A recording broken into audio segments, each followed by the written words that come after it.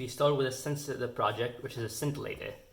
Scintillator is a kind of doped plastic, which is a plastic with a additive added to make it respond to high energy particles when they pass through them.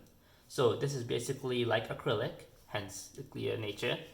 And whenever a high energy particle passes through this, it releases some of its energy as photons. So this is made by a company called Elgin in the US, and this high energy particle releases some blue photons. Depending on the thickness and the energy of the particle, we get about 10 to 50 photons coming out of it.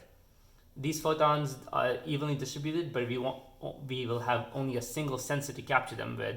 So we want to transfer as many as we can and trap as many as we can in this bar and bring them to the sensor.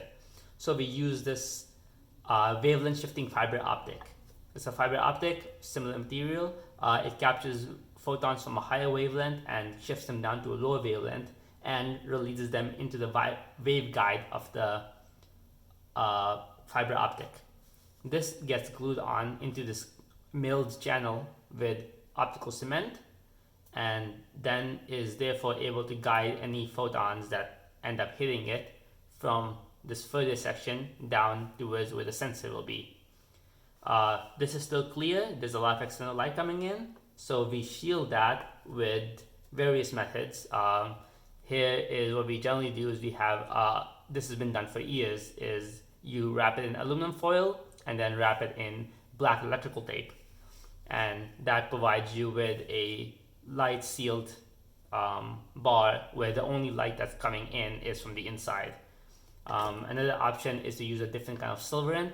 Here I've used a spray silverant on the surface, followed by a plasti dip, which is this rubberized coating, which this has been dipped into, and it's formed a coat on top, blocking light.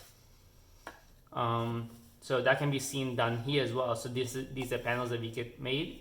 These are 15 centimeters by 15 centimeters, and they are milled with a groove in a ring. So a single fiber optic can be used, so you don't get losses on the back end as you would with these fingers. And the fiber optic is glued in with optical cement, the same, and it comes out to this point here, which is where the fiber optic leads out.